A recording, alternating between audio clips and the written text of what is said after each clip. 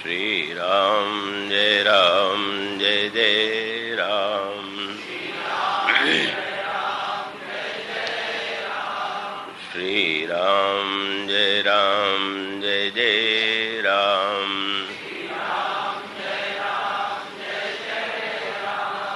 श्री राम जय जय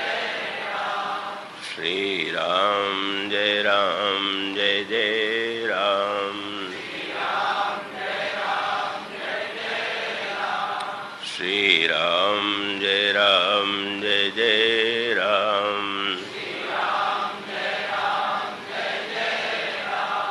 श्री राम जय जय राम।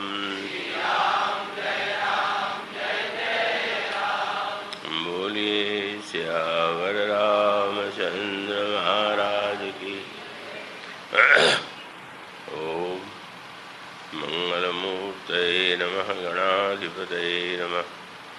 वर्णानामर्थसंघानां रसानां छन्दसामपि मंगलानां च कर्तारो वन्दे वाणी विनायकौ। शान्तं शाश्वतमप्रमेयमनघं निर्वाणशान्तिप्रदं ब्रह्मा विष्णुशिवानन्दं वेदान्तवेद्यं विभुं रामाख्यं जगदीश्वरं सुरगुरुं मायामनुष्यं हरिं वन्देऽहं करुणाकरं रघुवरं भूपालचूडामणिं रक्ताम्भोजदलाभिरामनयनं पीताम्बरालङ्कृतं श्यामङ्गं द्विभुजं प्रसन्नवदनं श्रीसीतया शोभितं कारुण्यामृतसागरं प्रियगणैर्भ्रात्रादिभिर्भावितं वन्दे विष्णुशिवादिसेव्यमनिशं भक्तेष्टसिद्धिप्रदं।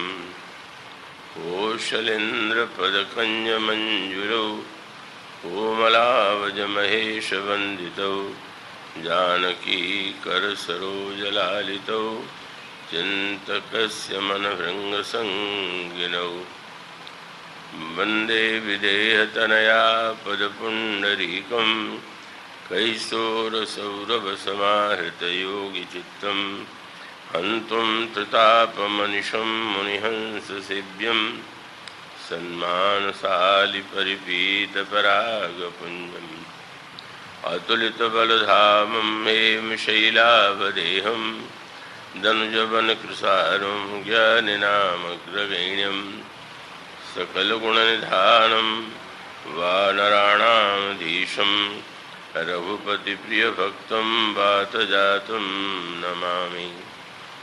यत्र यत्र रघुनाथकीर्तनं तत्र तत्र कृतमस्तकाञ्जलिं वाष्पवारि परिपूर्णलोचनं मारुतिं नमत राक्षसान्तकं। गरुडमहाज्ञानी गुणराशि हरिसेवकयति निकटनिवासी कुन्द इन्दुदरगौरसुन्दरं म्बिकापतिमभीष्टसिद्धिदं कारुणिककलकञ्जलोचनं नौमि शङ्करमनङ्गमोचनं। प्रभु समर्थ सर्वज्ञ शिव सकलकुलागुणधाम योग ज्ञान वैराग्यनिधि प्रणतकल्पतरुणां वंशीविभूषितकरान्नवनीरदाभात् पीताम्बरादरुणबिम्बफलादरोष्ठात् पूर्णेन्दुसुन्दरमुखादरविन्दनेत्रात् कृष्णात् परं किमपि तत्त्वमहं न जाने। वैदेही सहिते सुरद्रुमतले हेमैर्महामण्डपे रत्ने पुष्पकमासने मणिमये वीरासने संस्थितम् अग्रे वाचयति प्रभञ्जनसुते तत्त्वं मुनीन्द्रैः परं व्याख्यातं भरतादिभिः परिवृतं रामं भजे श्यामलम्। श्रीगुरुचरणसरोजरज निजमनमुकुरसुधारि वर्णो रघुवर विमलयशो योदायक फलचारि सियावर राम।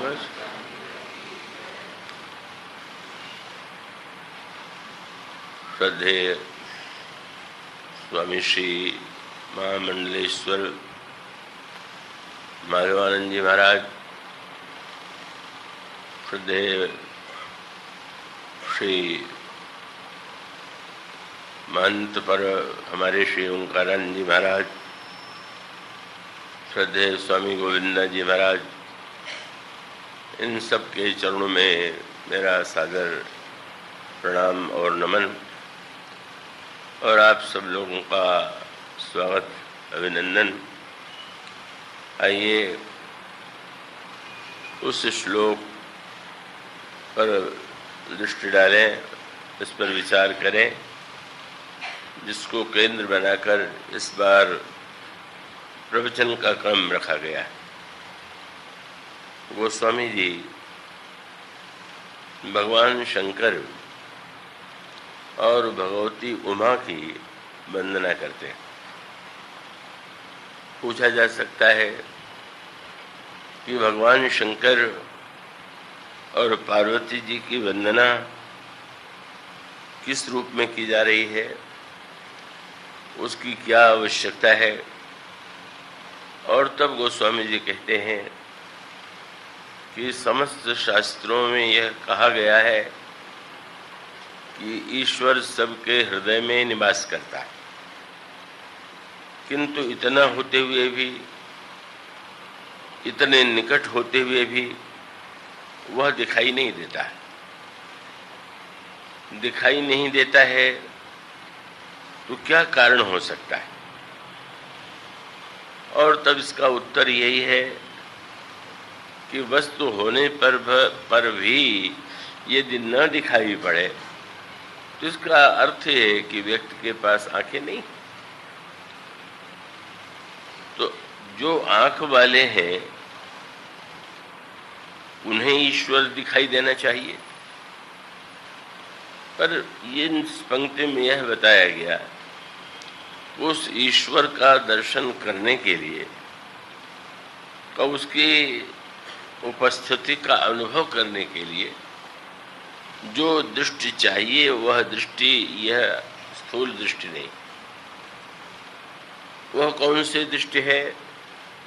तो उन्होंने कहा कि श्रद्धा और विश्वास, इन दोनों के ही माध्यम से अंतःकरण में स्थित ईश्वर का साक्षात्कार होता है। और जब मैं भगवती पार्वती की वंदना करता हूँ तो मेरी दृष्टि में साक्षात श्रद्धा है, भगवान शंकर मूर्तिमान विश्वास है, और श्रद्धा और विश्वास के अभाव में ईश्वर का अनुभव साक्षात्कार उसकी प्राप्ति नहीं हो सकती। श्रद्धा क्या है? श्रद्धा विश्वास में क्या अंतर है? तो उसको यूं स्पष्ट करें तो अधिक अच्छा होगा कि श्रद्धा का केंद्र जो है वह मस्तिष्क है, बुद्धि है, और विश्वास का जो केंद्र है वह हृदय है। विश्वास हृदय में होता है और श्रद्धा का उदय बुद्धि में होता है।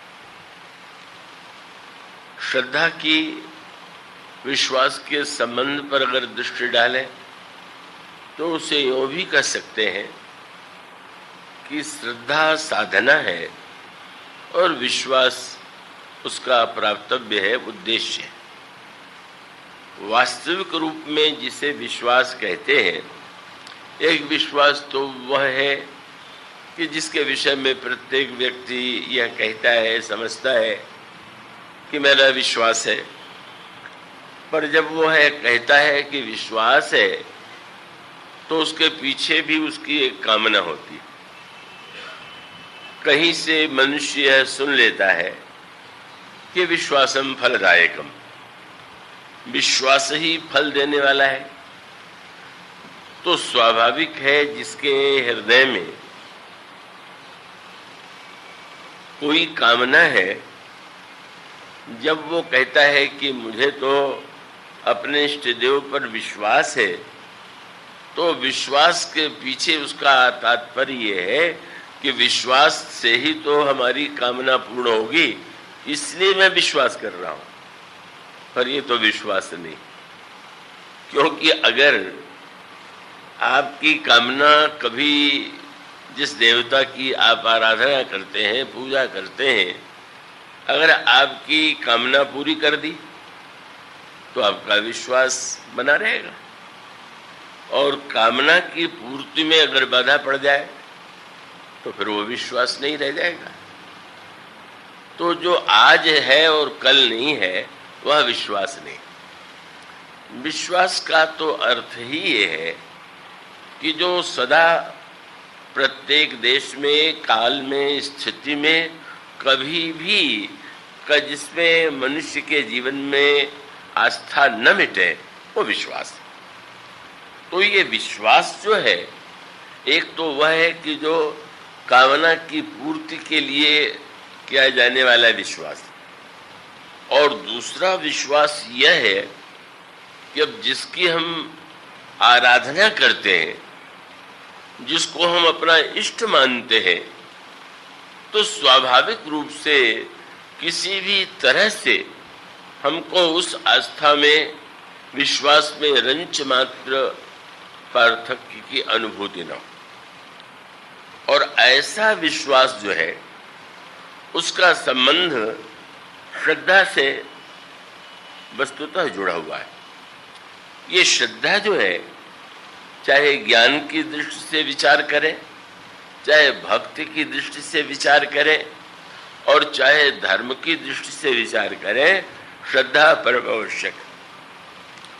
अगर ज्ञान प्राप्त करना चाहते हैं तो आप उत्तरकांड में जहाँ पर ज्ञान दीपक का वर्णन पढ़ते हैं, वहाँ सबसे पहले श्रद्धा की आवश्यकता का ही वर्णन किया गया। क्योंकि गाय का घी चाहिए और उस घी के लिए दूध चाहिए, दूध के लिए गाय की आवश्यकता है। तो जिस गाय के द्वारा यह ज्ञान का घृत निर्मित होगा, का उसका प्रारंभ में गोस्वामी जी वर्णन करते हुए कहते हैं कि श्रद्धा ही गाय। और उन्होंने कहा कि यह श्रद्धा भी 3 प्रकार की है। एक श्रद्धा वो है जो तमोगुणी व्यक्तियों के जीवन में दिखाई देती है, एक श्रद्धा वह है जो रजोगुणी व्यक्तियों के जीवन में दिखाई देती है, और एक श्रद्धा वह है कि जो सतोगुणी व्यक्ति के जीवन में दिखाई देती है। तो अब इन तीनों श्रद्धाओं में से स्वाभाविक है जो तमोगुणी वृत्ति वाला व्यक्ति है, वह जब श्रद्धा का आश्रय लेता है, अब यूं कहें, यूं विचार करके देखें कि मेघनाथ के द्वारा यदि यज्ञ किया जाता है और रावण के द्वारा भगवान शंकर की पूजा की जाती है, तो क्या बिना श्रद्धा के ही यह आराधना की गई?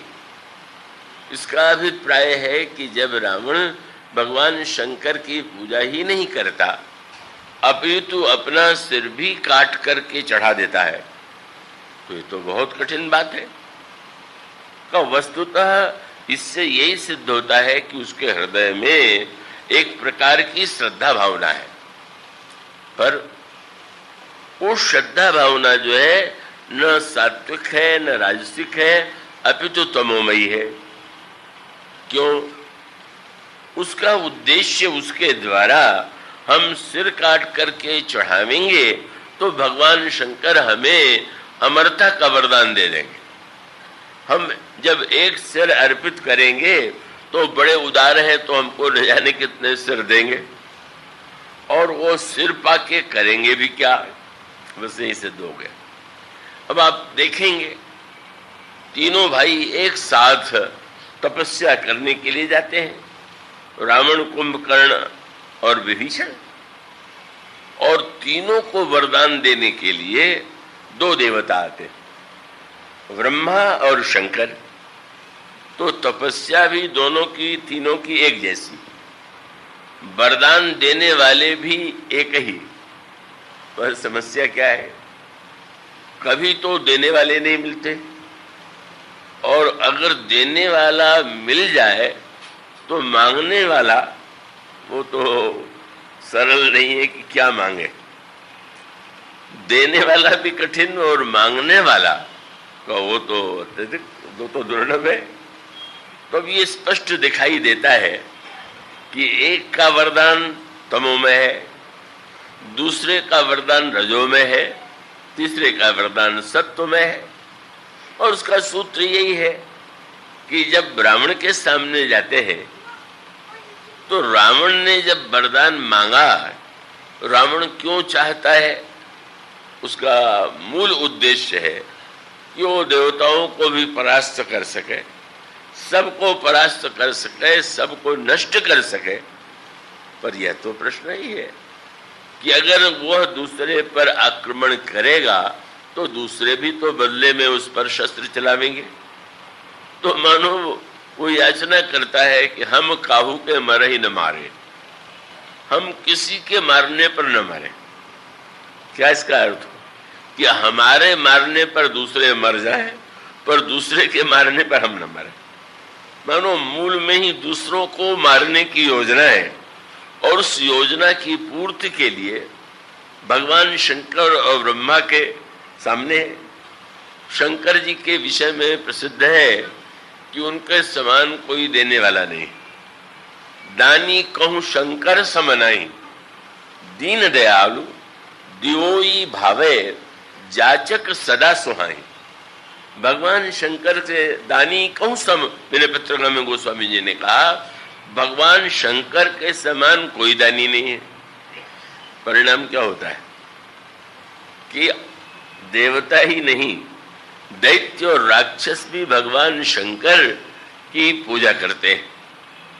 पूजा इस दृष्टि से नहीं करते कि उनकी भगवान शंकर में अनन्य आस्था है, अपितु उनको ये लगता है कि जरा भोले भाले हैं और जो मांगे वही दे देते हैं, तो इन्हीं के पास चलना चाहिए। मानो मूल में ही का यह वृत्ति विद्यमान है। और इसीलिए पुराणों में ऐसी अनेक कथा आती है कि शंकर जी से दैत्यों ने वरदान पा करके बाद में शंकर जी को कष्ट दिया, या शंकर जी से वरदान पा करके संसार को कष्ट दिया। तो यहाँ पर जब शंकर जी रावण को वरदान देने चले तो ब्रह्मा ने कहा मैं भी तो चलूं, आप तो बिल्कुल भोले भाले हैं। गोस्वामी जी ने तो निंदा की स्तुति से जो प्रशंसा की जाती है उसका मैंने पत्रिका में एक पद बहुत मधुर लिखा। एक दिन ब्रह्मा अपना त्याग पत्र लेकर के भगवान शंकर के पास पहुंचे, पर उन्होंने त्याग पत्र शंकर जी को नहीं दिया। विराजमान थी बाएं भाग में पार्वती जी का, उनके हाथ में जब उन्होंने कहा कि मैं ब्रह्मा पद छोड़ना चाहता हूं, तो भगवती पार्वती जी ने पूछा क्यों छोड़ना चाहते हैं? तो उन्होंने कहा कि वो आपके पतिदेव जो बगल में बैठे हुए हैं इनके कारण। मानो बड़ा मीठा व्यंग करते हुए उन्होंने कहा कि इनके कारण। उन्होंने कहा कि अब समस्या ये है कि मेरा तो कार्य है कि व्यक्ति का प्रारब्ध कर्म देख करके उसके अनुकूल उसके सिर में भाग्य लिख दूं, और मैं यही करता भी हूं। तो मुझे पहले तो यह कहा गया कि व्यक्ति के कर्म के अनुकूल तुम उसके मस्तक में भाग्य लिख दो, पर जब ऐसा व्यक्ति इनके पास पहुंच जाता है, एक शब्द उन्होंने कहा कि ये तो आपके पतिदेव पागल है, बावरा, बावरो रावरो ना भवानी। क्या होता है कि जब कोई इनके चरणों में प्रणाम करता है तो सोचते हैं कि ब्रह्मा ने क्या लिखा है, तो ब्रह्मा ने जो भी लिखा है, कभी कभी आप भी करते होंगे कि लिखते समय अगर कोई बात छूट जाए तो जरा सा निशान लगा करके ऊपर लिख देते हैं। तो ब्रह्मा ने लिख दिया बड़ा अभागा है, तो शंकर जी को लगा कि कुछ छूट गया है। तो उन्होंने तुरंत जब उसने सिर रख करके प्रणाम किया तो उन्होंने कहा कि यह सबसे बड़ा सौभाग्यशाली।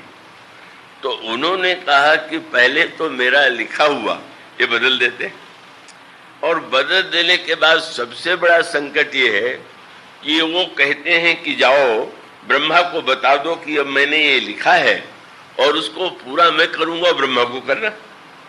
तो मेरी बात काटते हैं और फिर मुझी से, क्योंकि किसी के लिए लिख देते हैं इनको ब्रह्मा बना दो, किसी को लिख देते हैं इनको इंद्र बना दो, किसी को लिखते हैं कुबेर बना दो।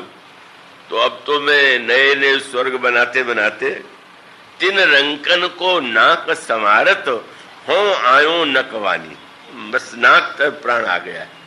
तो इसलिए यह अधिकार सौंपी हो रहे, ये आप जो है ब्रह्मा का पद जो है वो किसी दूसरे को दीजिएगा।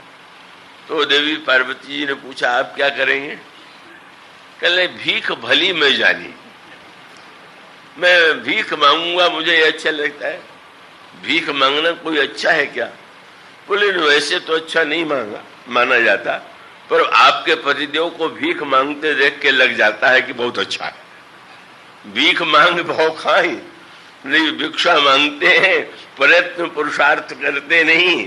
तो अब ये आनंद में चाहे जो लिख रहे हैं चाहे जो करवा रहे हैं, तो अब किसी और को बना दीजिए ब्रह्मा, यह अधिकार सौंपिए और ही भीख भली में जानी। का भगवान शंकर सुन रहे थे तो प्रेम प्रशंसा विनय व्यंग जुत सुनी विधि की प्रिय बानी। तुलसी मुदित महेश मन ही मन जगत मात मुसुखानी। वस्तुतः ब्रह्मा इस व्याज से शंकर जी की स्तुति कर रहे थे कि ये तो अभागों का भाग्य ही भी बदल देते हैं और ये देते रहना ही इनका स्वभाव। पार्वती जी से भगवान शंकर पार्वती जी ने पूछा, महाराज आपके यहाँ तो लेने वालों की भीड़ लगी रहती है, पर उन लोगों को देख करके आपको प्रसन्नता होती है कि नहीं? तो भगवान शंकर ने कहा कि ना, अधिकांश को देख करके प्रसन्नता नहीं होती, कष्ट होता है। क्यों?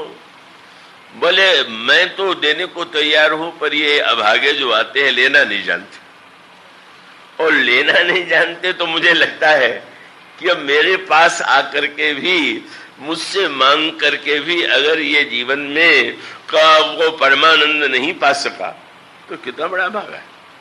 बल्कि गोस्वामी जी ने कवितालु रामायण में और भी भगवान शंकर नंगे रहते हैं, वस्त्र शरीर पर है नहीं। किसी ने सुन लिया कि शंकर जी बड़े दानी हैं तो उसने बड़ी साधना किया। जब भगवान शंकर सामने आ गए और उन्होंने कहा मांगो, क्या मांग रहे हो? तो बोल ही नहीं रहा है, नहीं बोल रहा है। तो शंकर जी ने कहा तुमने मांगने के लिए मुझे बुलाया, मांग क्यों नहीं रहे हो? उसने कहा आप क्षमा कीजिएगा, आपको देख करके मुझे सोचना पड़ रहा है कि मैं आपसे मांगूं कि आपको दूं। क्यों? अब आपके पास जब पहनने के लिए कपड़ा नहीं, गले में सांप बिच्छू हड्डी का आपका पात्र है, तो अब क्या ऐसे व्यक्ति से मांगना ठीक है? तो भगवान शंकर ने हंस करके कहा चिंता मत करो, और लोग अपने लिए कुछ बचा के रखते हैं, पर मैं तो देते ही देता हूं। पर देने के साथ साथ एक ध्यान रखना कि अगर किसी तुमको थोड़ा मांगना हो तो किसी और देवता से मांगो, मुझसे मांगना तो अधिक ही मांगना।